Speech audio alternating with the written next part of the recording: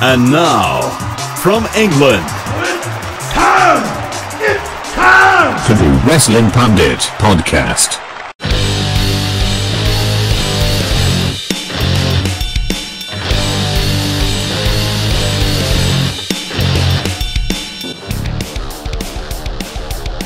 Good evening, everyone. Welcome along to the Wrestling Pundit podcast on the Supla Network. I guess we could call it the Supla Network. I guess. But you can find all the shows on this network at youtube.com/the Supla Podcast. That's the Supla Podcast. And on there you'll find our flagship show, which is obviously the Supla. And there's the Total Divas review show, and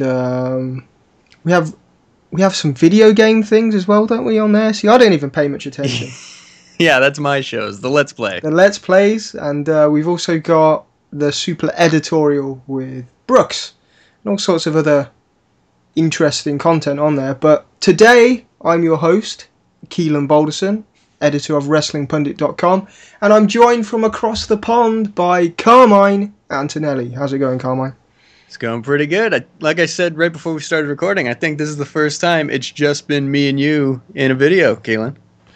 Well, maybe we'll draw in some new viewers and put everyone else to shame. Oh yeah, because we're the best. Let's do this. No one shit. else matters.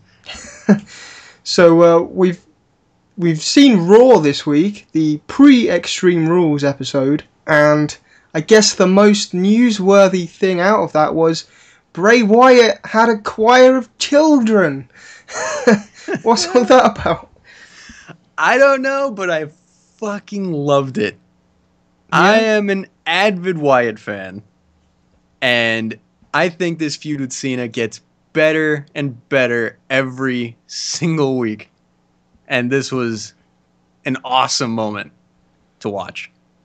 Yeah, I'm in two minds about it. It was fun if you just don't overanalyze things. I certainly got where they were coming from. This kind of, I guess he's a Pied Piper, and he's taking the children away from the C Nation and all that kind of thing. And I think that was good. But also, I think they could have made it a lot more creepy. Where did he get this choir from? And they're just on Twitter like, oh, we're this school choir from forever. It's like, well, you're this creepy cult guy. At least explain why they're there, because it was almost like a performance instead of something that, I don't know, made sense in a kayfabe kind of way. Yeah, I know what you mean. That part would be a bit difficult to explain. But as far as like the storylines go of Wyatt is taking all of Cena's fans little by little, I fucking love it. It's so good. Even this the promo Cena was cutting before that happened about how last week the poll on the app, they voted for him to fight all three Wyatts, and he was in the ring like, why did you do that? Do you think that was a genuine poll? I don't know. It makes you wonder, because he obviously does get booed a lot, and I think often people answer polls in a kind of, I don't know, a sarcastic way where they try and make the most controversial thing happen, whether they want it to or not. But it fits the story, so whatever. If it was genuine, they're doing a good job of running with it. But if it wasn't, most of them probably aren't, so I don't really care. I'm under the impression that most polls are rigged, if not all. Going back to the days of Taboo Tuesday. Woo. Yeah. Wasn't that a great pay-per-view? That shit caught on real well, didn't it? Yeah, but overall, interesting segment. A lot of people are upset by it, especially like some religious people, because that's a Bible song. Oh, yeah, I suppose. And they're like, oh, no, it's like devil territory. It's like, come on. People like to just get outraged, I think. It's just a TV show, for God's sake. Who cares? Yeah. And it's like, oh, they're involving children. That's crossing the line. It's like, just shut up.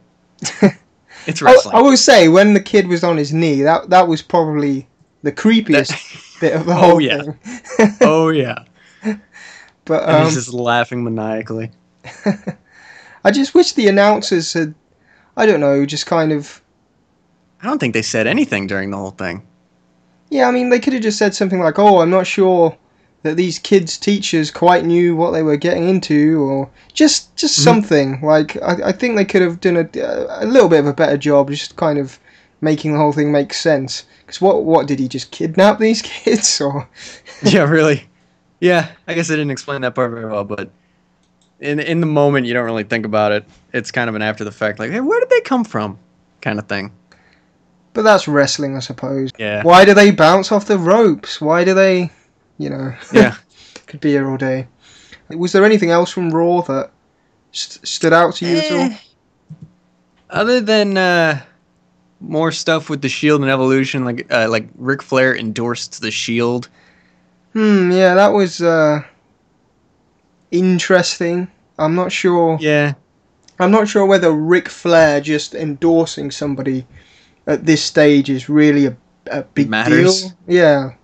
I would have preferred if they brought Ric Flair back and he was 100% with Evolution and they were hugging Ric Flair and everything was great, and then Evolution turns on Ric Flair and just obliterates him, so they get the heel heat for doing that, because everyone's like, oh, he's Ric Flair, he's this cool old guy.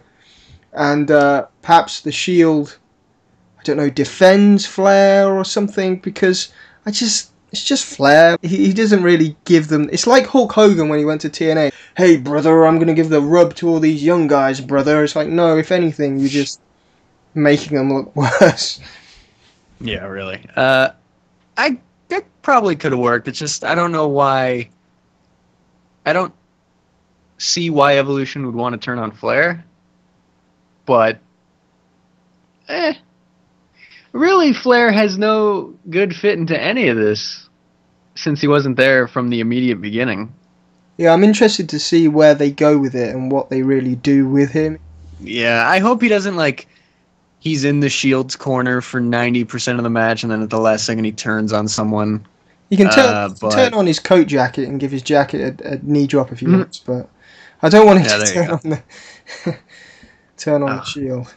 That'd be terrible, but I think the only other thing that happened on Raw that mattered at all was, I guess, the Intercontinental Tournament ended and Barrett won. Yeah, so I kind of saw that coming. I think most people... Once Cesaro lost, I saw that coming. Honestly, I thought it was going to be Cesaro that won. Right, because you can't have Rob Van Dam, like, he's not... This is the new era, the reality era, and RVD is not really... They wanted to do a feud between Swagger and Cesaro, so they couldn't have him win it. So it was Barrett. Would I have rather it was Ziggler? Probably, but, you know, I like Barrett, so...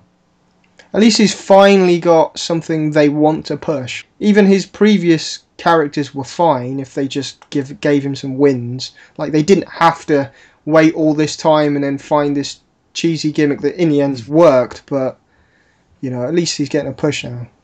Yeah, Barrett's whole WWE run's been a mess. The Nexus was super popular at first, then they crashed, then he started the Core, and then it was like he was on his own for a little bit. Then he became this badass street fighter, and they had all these cool video packages. And then they did nothing. He had about 50,000 matches with Randy Orton. And then, yeah, exactly. Then had visa problems. But I guess the bad news thing worked. Whatever. And now it's not the bullhammer elbow, it's the bad news bullhammer elbow. So. Are you serious? Yeah, well, that's how they're writing it on their, like on the WWE.com results things. Oh. Everything's bad news, everything. I haven't heard that one yet. So, I don't know, do we hope he wins the title? Because Big E's not doing much with it, which is a shame. I like Big E. I think he could be a good champion if they let him do stuff, but they're not. So it's just WWE's hot and cold booking. It's like, oh, Big E's the next thing. Oh, no, he's not. Bad news, Barrett will give him the oh, maybe not. Like, as long as they push him and do something with it, then I'm fine with it. But it's just whether they actually do. Yeah, that's the big question every time. And while it looks more certain that they will, the same goes for Wyatt. Like, as long as they actually do something at the end of this feud, and he doesn't just go back to fighting Kofi Kingston, then great. But if not, then this was all a waste of time. It makes me wonder, because the whole feud with Wyatt and Cena is about, bringing out the monster inside of Cena, exposing him as a phony, making him kind of crack and, do something that he wouldn't normally do that's not corporate and not good guy. So, how does Cena lose in that context? Mick Foley wrote an interesting blog about how this is an opportunity to freshen up Cena's character, give him a different dimension or whatever, but I don't know if I see them changing Cena. So is Cena just going to win? Honestly, their match at WrestleMania wasn't about, like, Wyatt didn't have to win that match. He barely even wanted to win that match, if we're going by storyline. But with this one, Cena made it like, the beginning of this was that Cena mentioned you never win on your own, which isn't true, but he made it about winning. So now I think Wyatt has to win the match. As far as changing Cena's character, people have been saying he needs to do that for years. I don't know if they're ever going to do it. I don't know how they would do it. I don't know how this feud would change him. I don't know if it would work. But all I know is what they're doing now is good. Finally seeing Cena on the defensive and, like, he feels like he's losing for once is good. I like it. I think it'll be a good match, whether, whoever wins, really. So yeah, I'm looking forward to it. Moving on to another story that is kind of the main story this week. There's nothing really major that's come out, but something that's quite interesting is David Benoit, the eldest son of Chris Benoit. And some people didn't realise that he had another son, but he's got an older son from his previous marriage. This kid wasn't involved in any of the tragedy or whatever. But after a lot of speculation, and he's hinted about this, photos have popped up online of David Benoit with Harry Smith and Chris Masters and people. But it's now confirmed that he will be making his wrestling debut on July 18th in Calgary, and it's a promotion that's run by Smith Hart of the Hart family, and he's going to be tag teaming with Chavo Guerrero. So there's a Benoit back in the wrestling business. I can tell you one thing: this guy's gonna have a hard time getting people to back him. He's got a very big cloud over his head.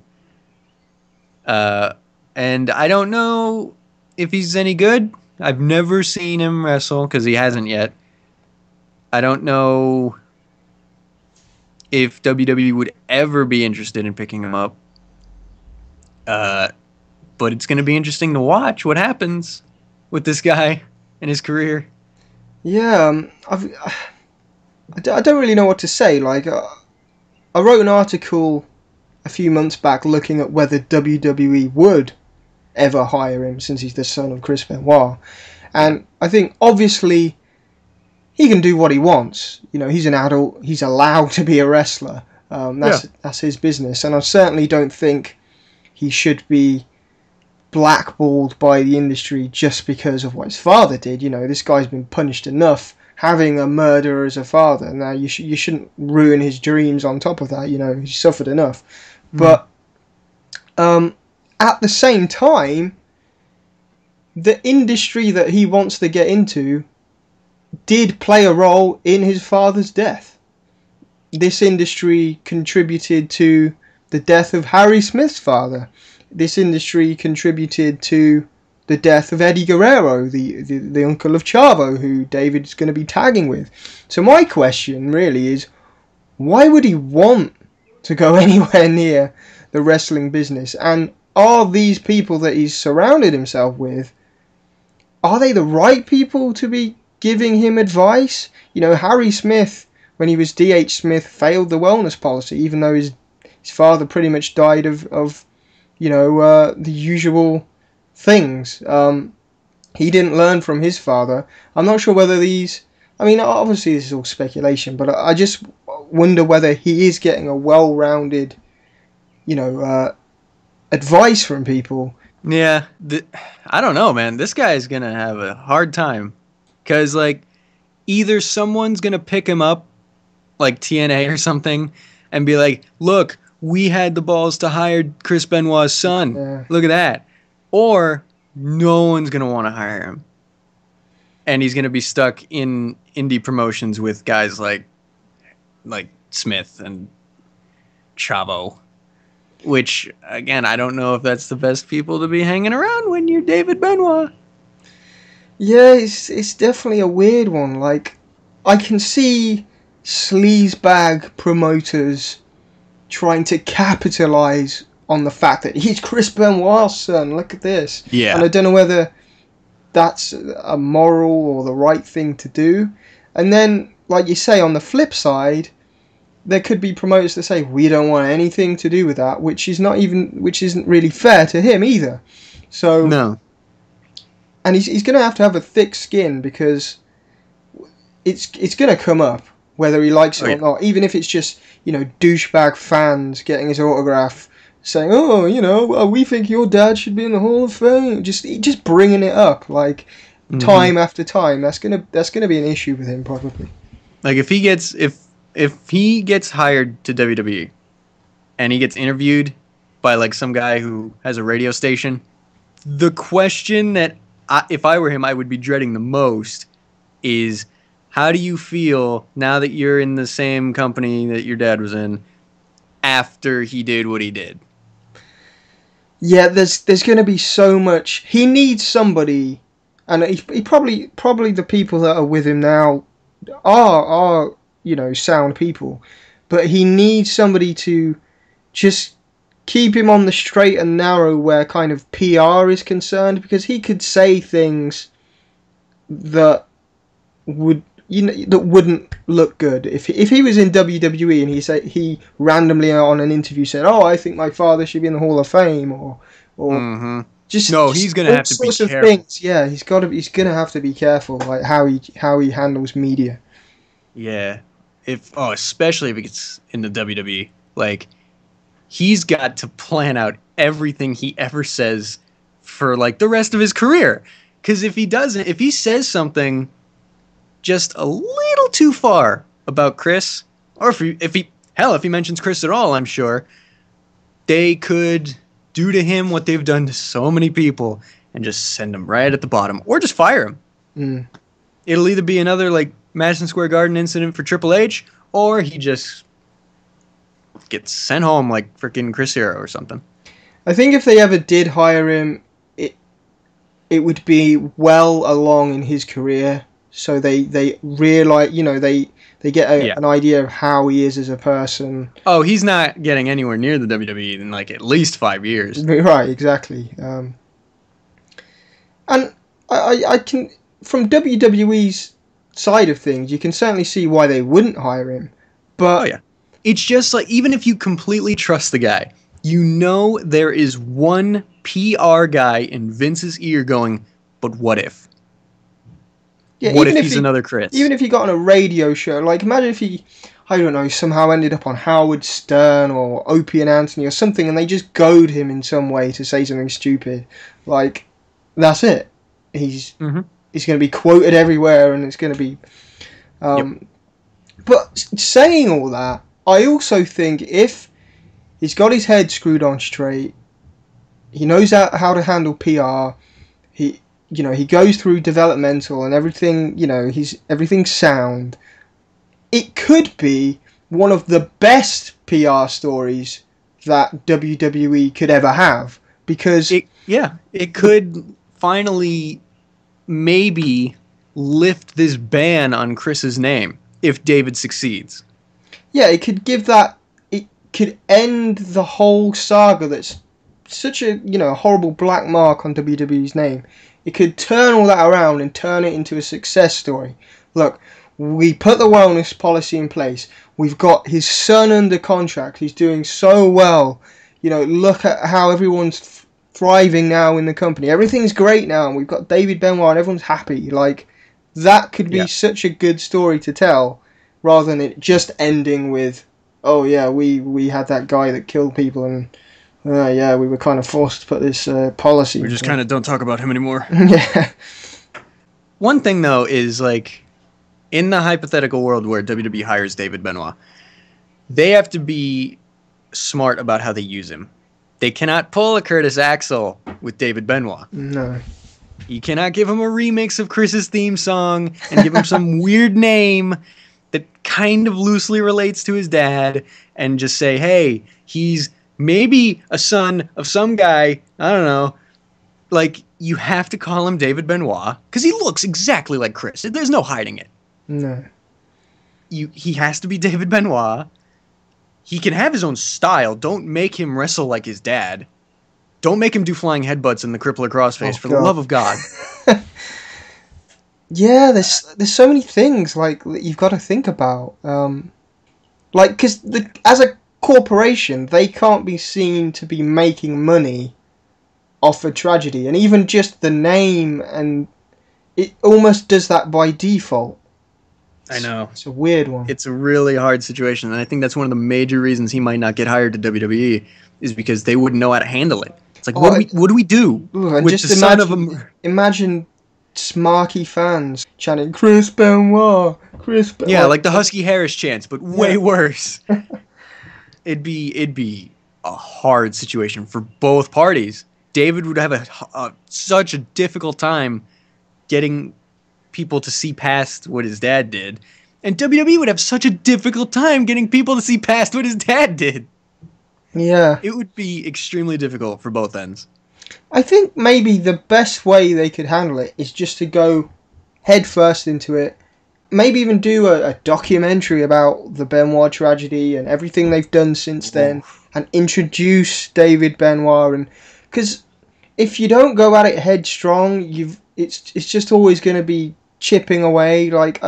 Yeah, if you dance around it, it's gonna like eat away at everything. So I don't know about them making a documentary about the tragedy, but well, maybe not.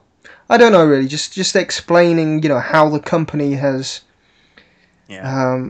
Because the thing was at the time, they would never acknowledge that concussions played a role in what Benoit did. Yeah. They came out with after the findings, and they had that quote about, he had the brain of a 80-year-old Alzheimer's patient.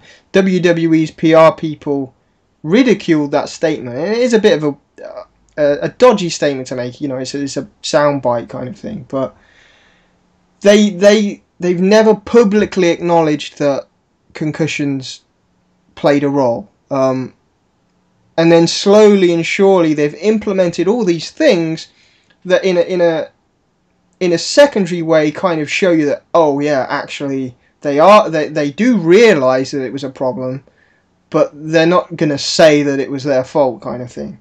Yeah, because I think one of the major reasons they don't ever mention that is because, like, people get concussions in the WWE all the time.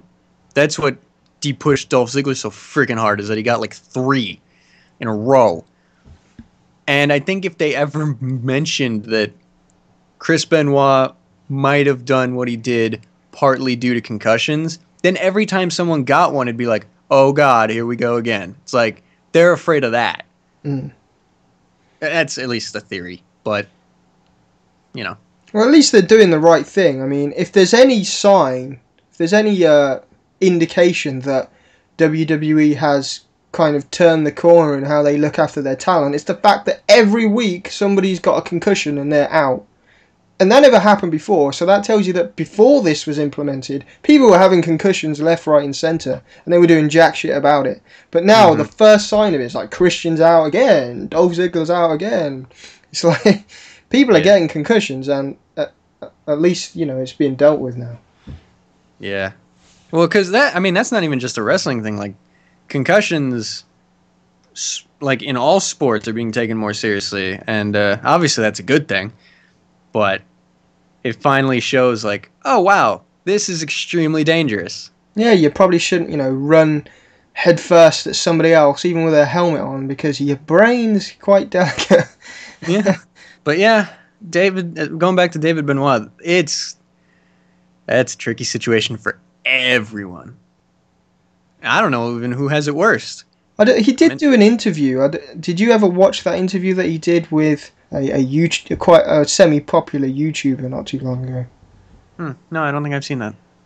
Yeah. But anyway, we'll move on to something a bit less. Yeah. A bit less. I don't know. Controversial. Yeah. Most pay-per-view providers have dropped WWE. AT&T Uverse, I don't know if I said that right, I don't even know what that is. are the latest provider to drop Extreme Rules in the United States. DirecTV and Dish Network have also dropped the event, which will air live on the WWE Network.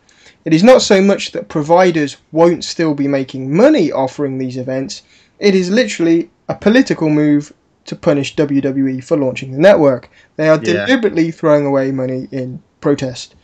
So, WWE Network has burned a lot of bridges. So they better hope it never fails. Yeah. Ever. Yeah, because they're not going back to... So far it looks like a good idea and it's a success. Better hope it stays that way. Because if it screws up even once, they are boned as far as pay-per-views go. I don't know about these pay-per-view companies, though. If there's money there, don't throw your toys out the pram. Just get on with it. You're in an industry that is obviously being overtaken by technology. If I own shares in a pay-per-view provider or company or whatever, I'd be doing my best to adapt to these changes, to, I don't know, move into internet pay-per-view streaming or things like that. Just, getting angry towards WWE and saying, yeah, we're not going to show your pay-per-views any. Like, that's not going to save you in the long run, is it? Because WWE's going that way. Other people are going to follow. You're not going to be in business if you've got that attitude. Yeah, because, how many things still use pay-per-view? Like wrestling, boxing, UFC. You get the odd high-profile boxing, but in general, boxing it's not as popular as it was. No. And UFC, I would imagine, would probably go WWE's way eventually. They already have the Fight Pass thing. That came out before the network, but Yeah, Andy's said it 100,000 times that pay-per-view is dead. It is not dead yet, but it's getting there. If things keep going this way. I guess it kind of just depends on how you define what pay-per-view is. As long as... I think people are always going to have televisions. Now, television's becoming more of an internet-based thing. I think there's always going to be a way where somebody's going to want to buy something and watch it, and if you've promoted it well enough, then they're going to want to do that. I don't know whether pay-per-view is dead necessarily, but the way it is sort of handled now probably will die. Yeah, that's a better way of putting it. The typical idea of a pay-per-view is not going to stick around much longer. It's not, people aren't going to call up their service provider and be like, I'm going to drop $60 on Extreme Rules. Probably not going to happen for much longer.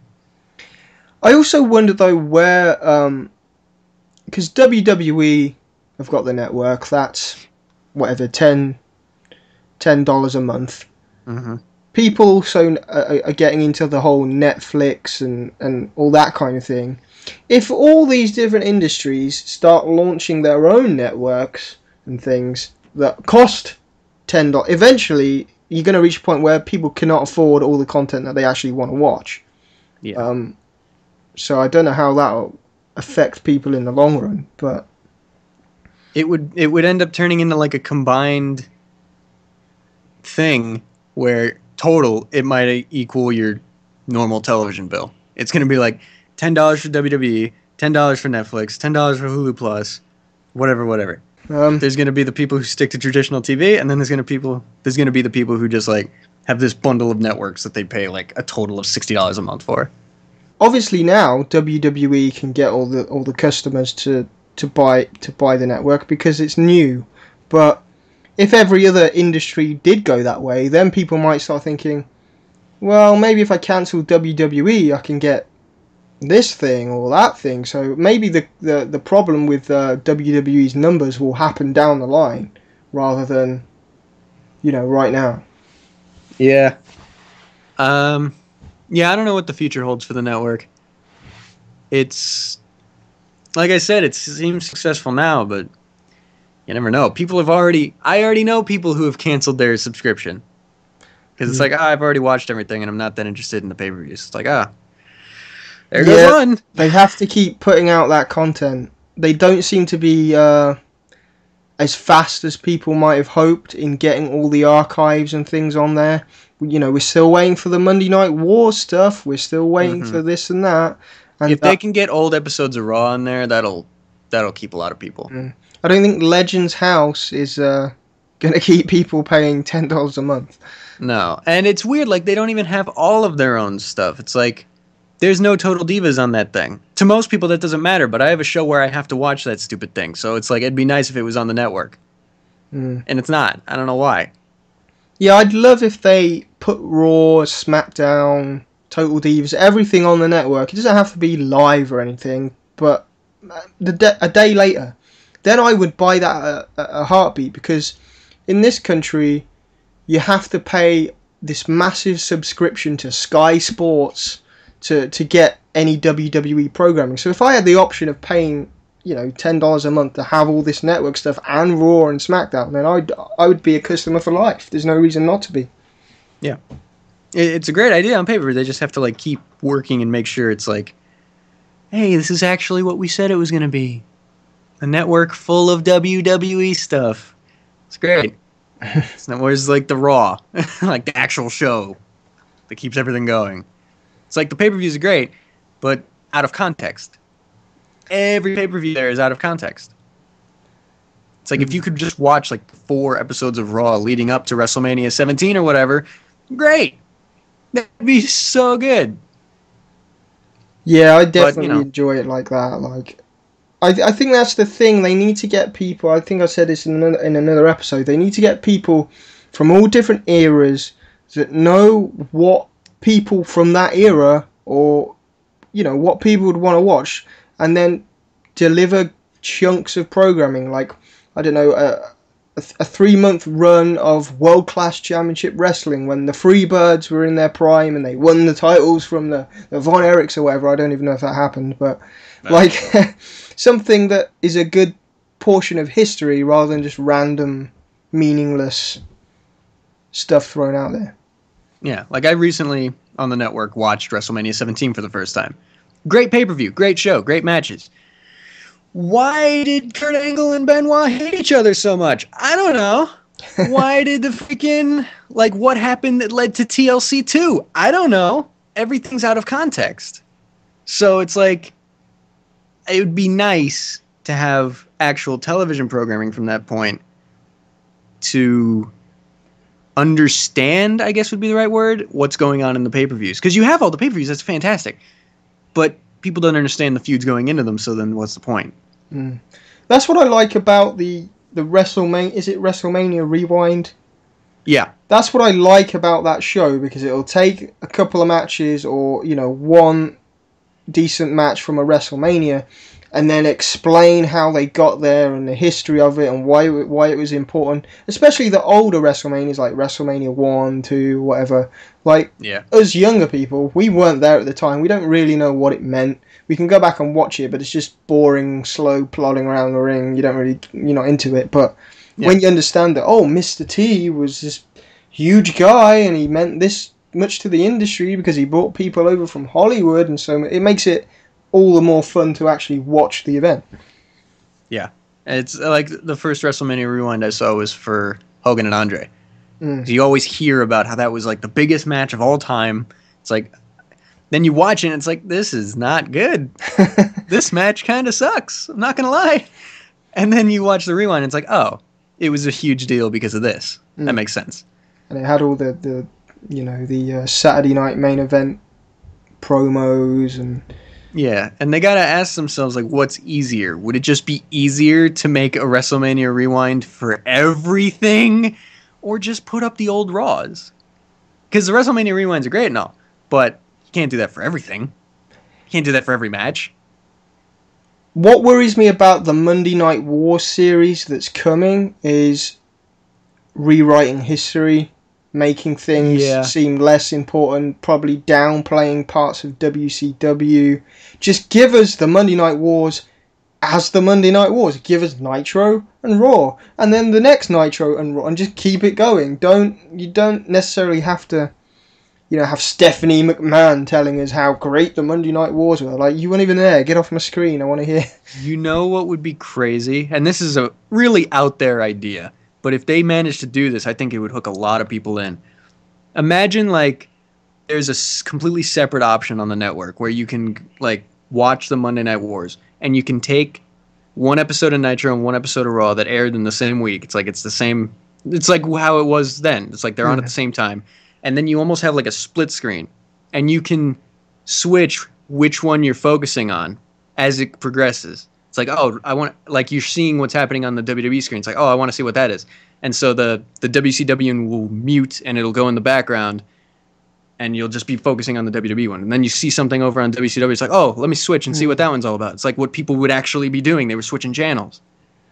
Yeah, that would be cool. Or what if they took, say, WCW and they got Eric Bischoff on board to give you Eric Bischoff's take of what happened that week or that month, and then you go to somebody from the Attitude Era who lived it through WWF's eyes, and they give you their take, and then maybe even you go to Paul Heyman and what ECW was doing at the time, and you get a sort of an opinion from everybody rather than a one-sided...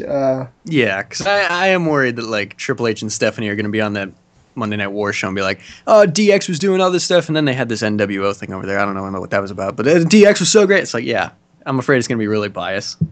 Did you watch the network press conference? Something that really bugged me was Stephanie McMahon came out and gave the speech about, oh, we're having the Monday Night Wars program, and she called it the Monday Night War, and that's the branding of the program. And Triple H was like, no, it was the Monday Night Wars, and they had this little funny, it was like a skit. I think it was a planned thing, but it's like, I don't want to be told that it was the Monday Night War by Stephanie McMahon, because she wasn't there and she's got nothing to do with it, and that's all corporate bullshit. It was the Monday Night Wars. Just tell us what it was. I don't want no branding with it. Like, yeah, I just don't understand why you can't just. I mean, obviously it's not going to all go up in one night, but just put up old Raws and Nitros. Just let them watch it. It's like what the wars were. It was people picked a side and watched one or the other. Just let people watch them. Well, somebody that was there, at least in the first couple of years, I'm not sure how long he lasted.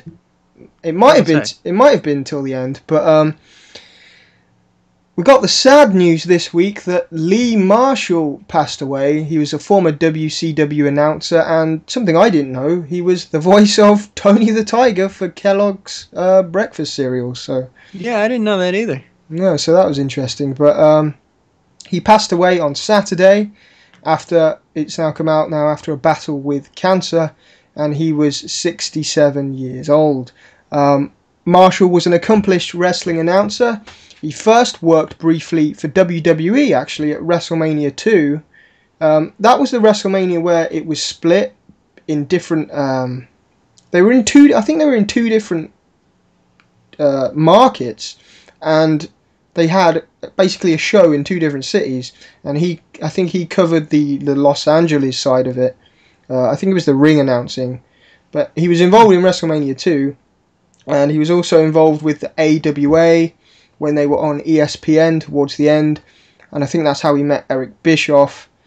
And most people will know him from the 90s in WCW. He hosted most of the shows at different points.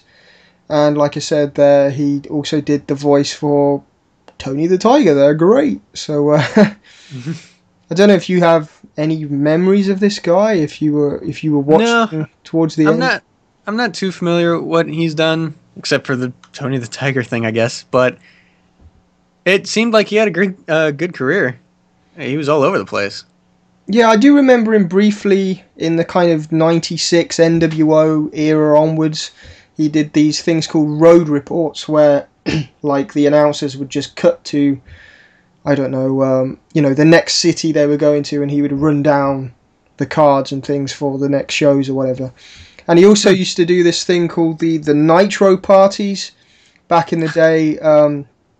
Like college kids and people could kind of write into WCW and say, "Hey, we want to host a Nitro party in our town," and this guy would host kind of this staged party somewhere, like whether it was a college campus or something, and each week you'd get the Nitro girls partying with all these weirdos, and so he was the host of that. But no, I don't really remember much else about the guy, but I guess it's kind of before our time. And sadly, he died of cancer, which always sucks. Yeah, that sucks. And he was 67. I mean, that's not too young to die. I mean, it sucks that it was cancer, and it sucks because that's premature no matter what. But, I mean, 67 is not bad. No, I suppose not. And before we wrap up today, did you get to see the Sting Undertaker video on WWE.com? I did. For anyone else who's seen it, it started off exactly the same as another video they have with their old top 10 series. It was like top 10 fantasy matches that will never happen or something. And one of the top ones was Undertaker versus Sting, and they had a similar video package. And the opening of it is exactly the same. All right, I didn't know that. But then in the new one that just came out, it changes with like more recent footage of Undertaker and stuff like that.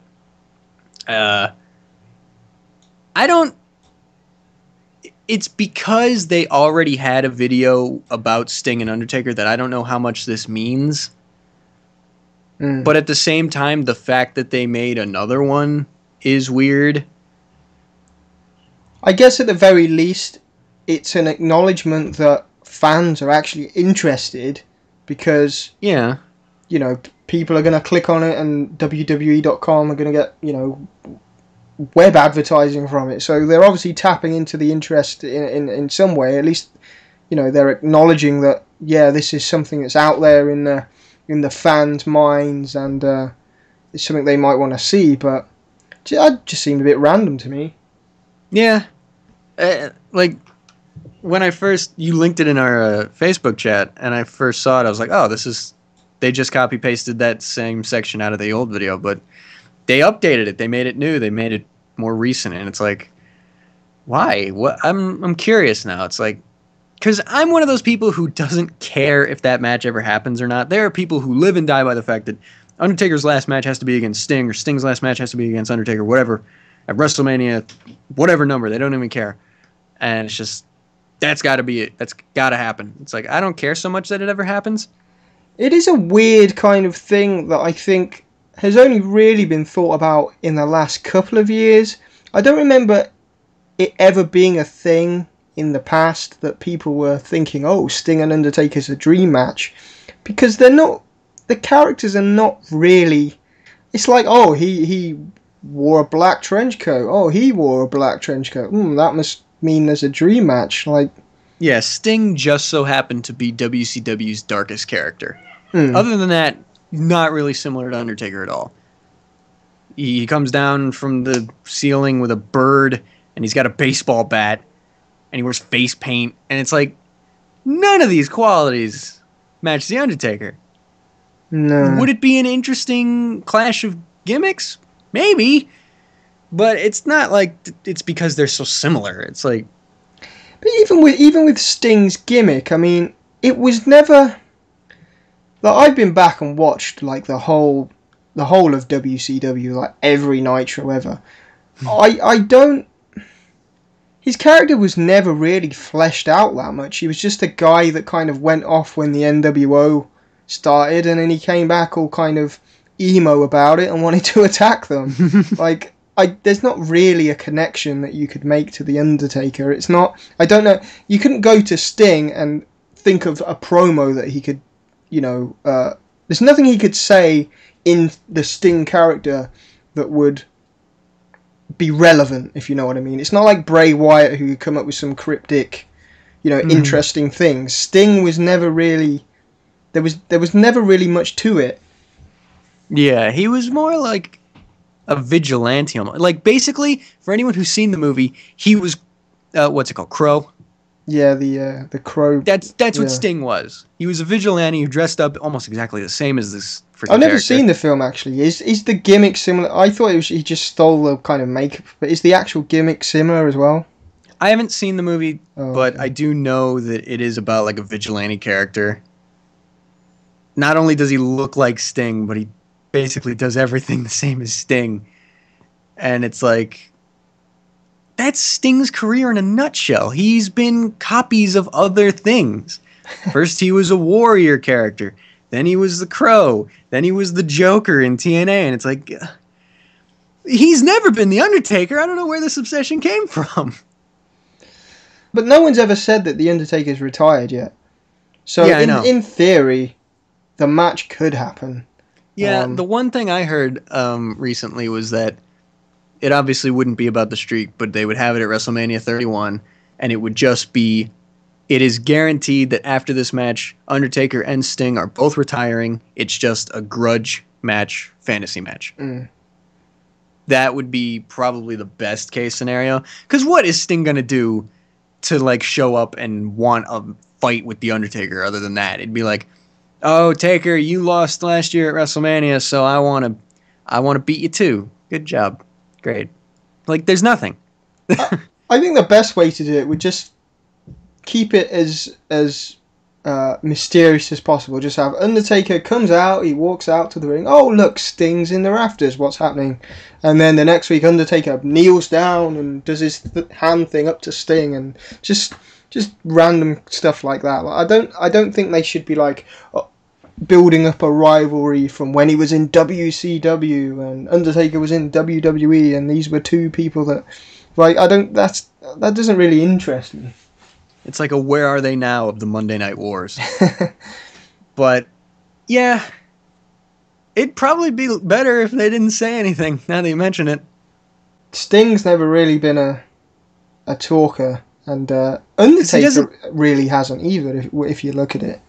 Yeah, but Undertaker can still sound intimidating. Sting, if you listen to him talk, does not sound it's showtime. He doesn't sound like what he looks like, and he doesn't sound like this guy who attacks people with baseball bats. He sounds like a guy on the street. So that'd probably be better. And there's still no actual word that he's signed his contract yet, which is interesting. Is there not? I thought there was. The rumours were always that, Sting signed. Oh no, he's not actually signed the contract yet. Oh, now Sting's got a Legends deal that's on the table, but he's not sent it back yet. And there's never been this official. There's been like every week there's a new Sting signed. Sting's about to sign, but it's no WWE's not made an announcement. They would if he signed. They would, yeah.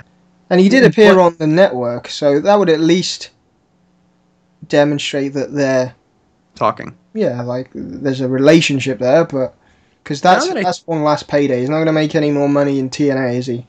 No, definitely not.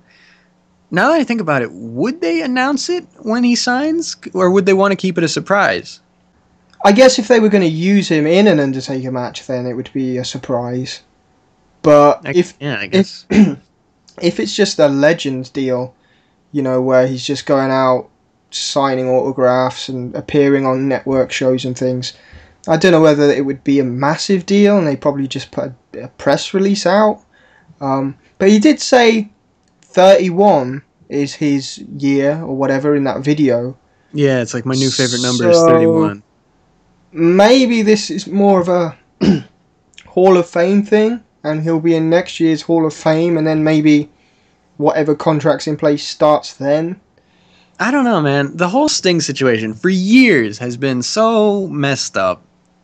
And it's like, now that he's done with TNA, everyone's just having a ball. But at the same time, Undertaker's streak just ended. So it's like, oh, well, now what?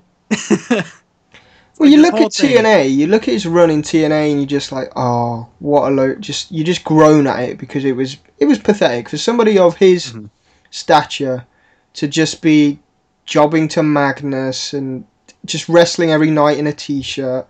He lost his icon status. But when I looked at RVD, I had the same feeling about RVD. But then when WWE ran those video packages and he returned, he was like a completely different character. So yeah, if they started TNA playing, sucks the life out of people. yeah, if they started playing Sting video packages and you know they've got all his WCW footage and stuff, I'd probably get into it and it'd be exciting because it's under the WWE banner. But in TNA, it just, like you say, it just sucks the life out of it. It doesn't leave you enthusiastic. But I think if he did turn up on WWE, I'd be interested. Like, I'm not going to say he shouldn't be there.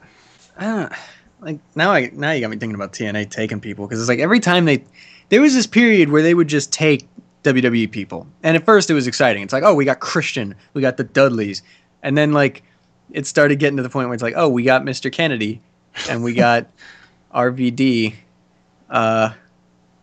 we got Nux, and then they just kind of like everything just fell apart.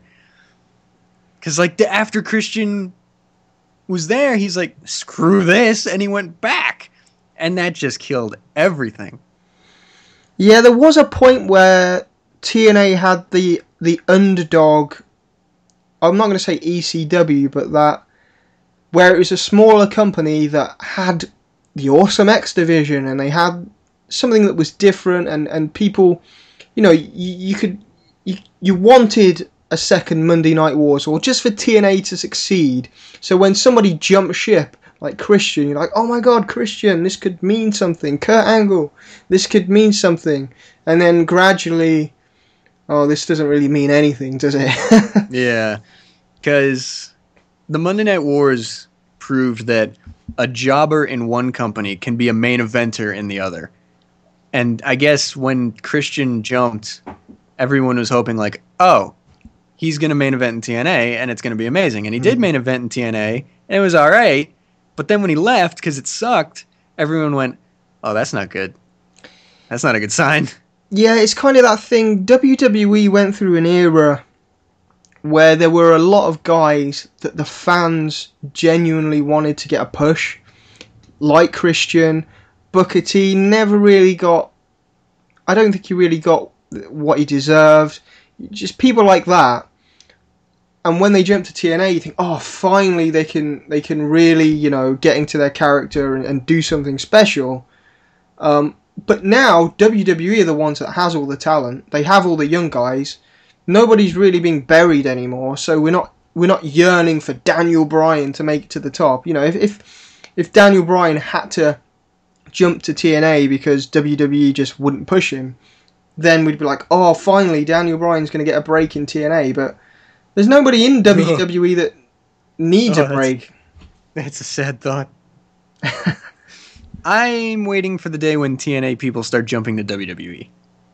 That'll be the death of TNA. Like, homegrown TNA people. Not Christian, like, I guess Eric Young or Magnus or, like... Bobby Roode. That's a guy I would have liked to have seen a few... Like, he's getting on in age, but I think, say, 3 years ago, if he went to WWE, went through developmental, I think he could have actually done something in WWE, but now he's just Bobby Roode that does nothing. Because again, they sucked the life out of people. They had such a golden thing with Bobby Roode, and they used him for a long time, and then for some reason when he lost to Austin Aries, and then they just completely took everything that they were giving to Roode and gave it to Aries, Roode fell apart. And then they tagged up later, and it's been nothing ever since. And they completely ruined James Storm. he should have got a title. He should have had a face title run. He was getting the not? best reactions. Did he get a title run in the end?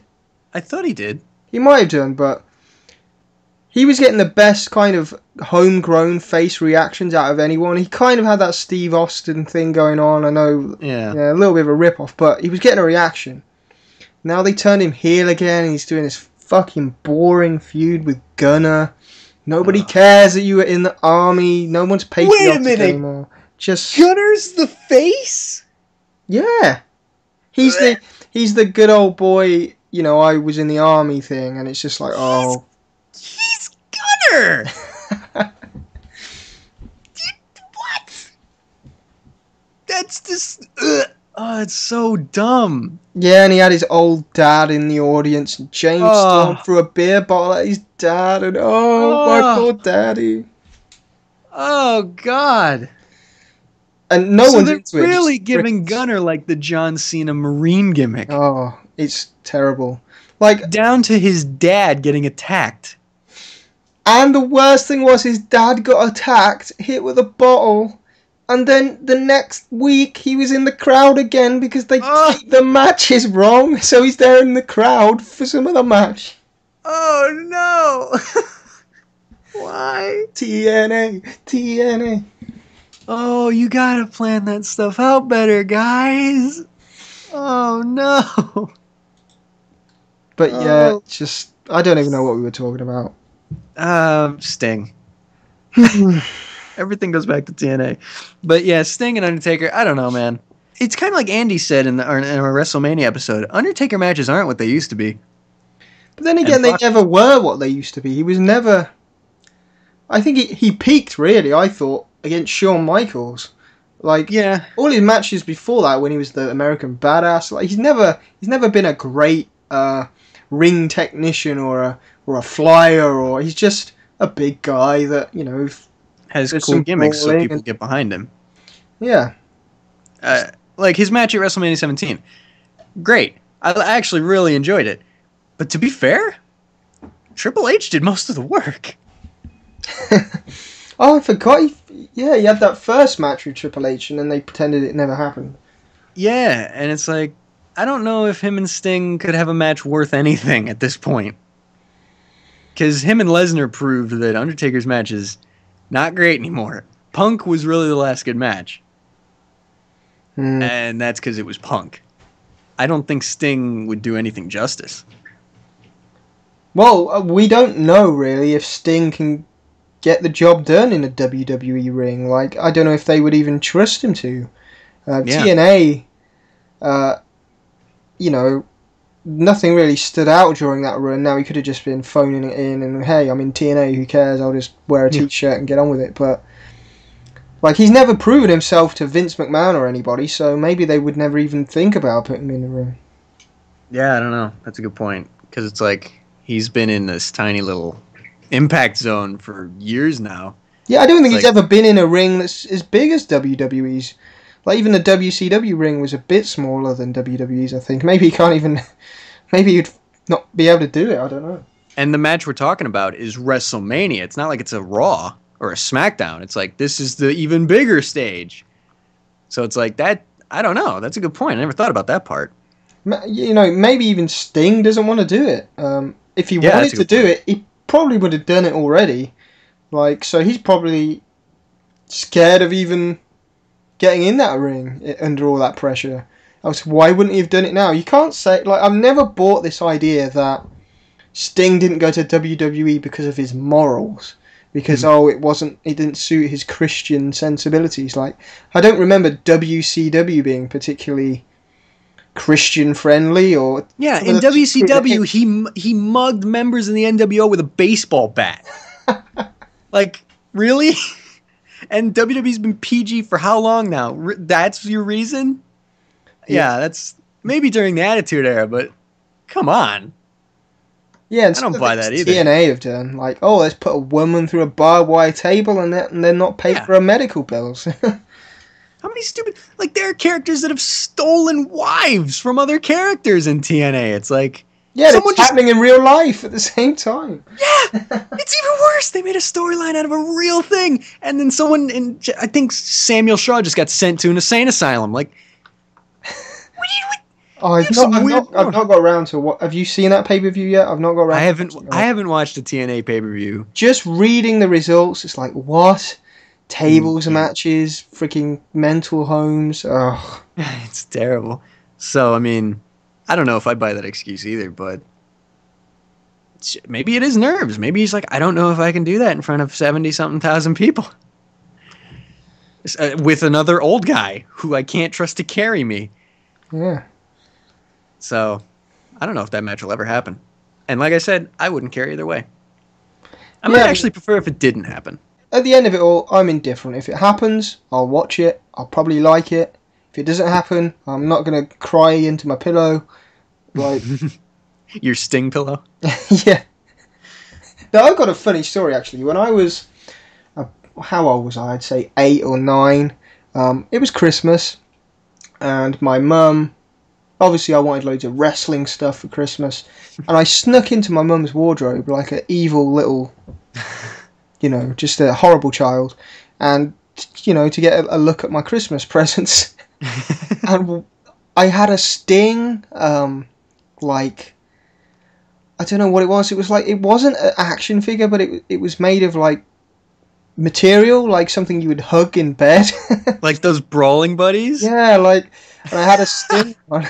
And then I had to keep dropping hints to my mum, like, I don't want Sting. I don't want Sting stuff. So hoping she'll take it back. So Christmas morning is even funnier. I opened up the present. It wasn't Sting. It was a bearded Hulk Hogan. So I got to go to bed with Hulk Hogan, like a 50-year-old man teddy bear. That's incredible. And if you pushed him, he'd be like, "What's up, brother?" It's like, be Teddy in my bed. Hulk Hogan. Bearded old guy. That's incredible. That's the best thing I've ever heard. I wanted Goldberg, damn it. Oh, that's awesome. I suplex that thing to death. Well, I think that's all our news, right? Yeah, I think that pretty much wraps it up this week.